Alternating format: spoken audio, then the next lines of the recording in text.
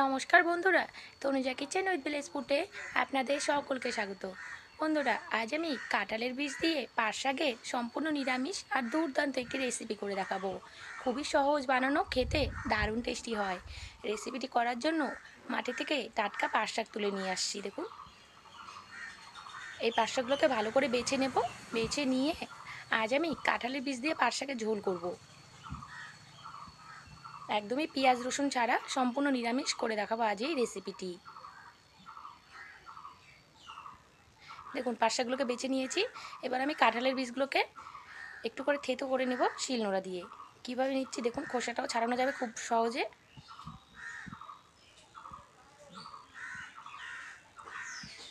বাড়ির কাছে কাঁঠাল পেকেছিল, তো কাঁঠাল খেয়ে বীজগুলো রেখে দিয়েছি।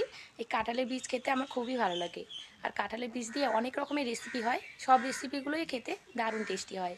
দেখুন, কাঁঠালের বীজগুলোকে এইভাবে শিলনোড়া দিয়ে একটু করে থেতো করে নেব। বীজের খোসাটাও ছাড়ানো যাবে খুবভাবে ভালো। আর এরকমভাবে এটাকে একটু টাইম জলে ভিজিয়ে রেখে তারপরে আজকে সেই পাট শাকের ঝোল কাঁঠালের বীজ দিয়ে রান্না করব। ভালো করে ধুয়ে নিতে হবে, ধুয়ে কিছুক্ষণ একটু জলে ভিজিয়ে রাখবো, তাহলে কাঁঠালের বীজ থেকে কষগুলো সব বের হয়ে যাবে। আর এদিকে পাট শাকগুলোকে ঝুড়ি করে কেটে নেব। ভালো করে ধুয়ে নিয়েছি প্রথমে, আর এইভাবে ঝুড়ি করে কেটেও নিচ্ছি। দেখুন,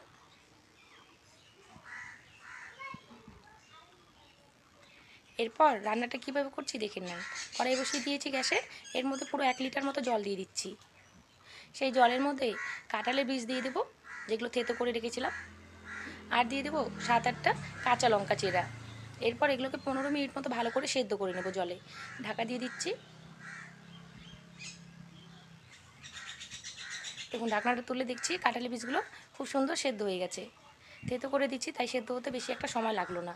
দিয়ে দিচ্ছি স্বাদ মতো নুন, একটু নেড়ে চেড়ে দিচ্ছি।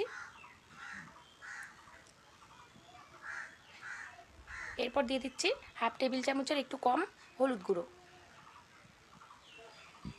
আর জলটা দেখুন অনেকটা কিন্তু শুকিয়ে আসছে, কাঁঠালি বীজগুলো ভালো করে সেদ্ধ হয়ে গেছে।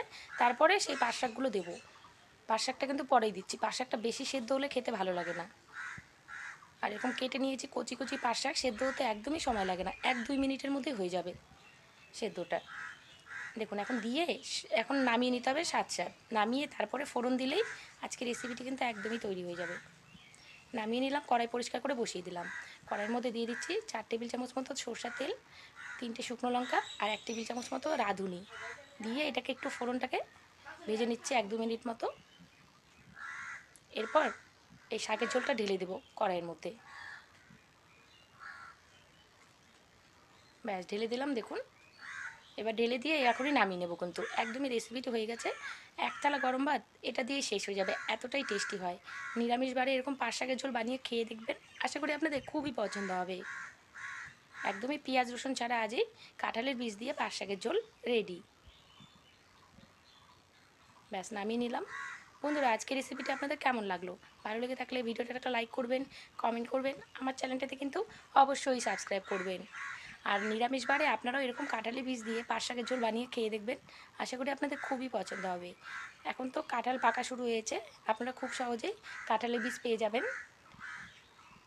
দেখুন, সার্ভ করে দেখাচ্ছি, দেখতেও যেমন সুন্দর হয়েছে, খেতেও কিন্তু দারুণ টেস্টি। বন্ধুরা, আজ আমি আসছি, আবার আপনাদের সাথে দেখা হবে নেক্সট ভিডিওতে। আপনারা সকলেই ভালো থাকবেন, সুস্থ থাকবেন। ধন্যবাদ।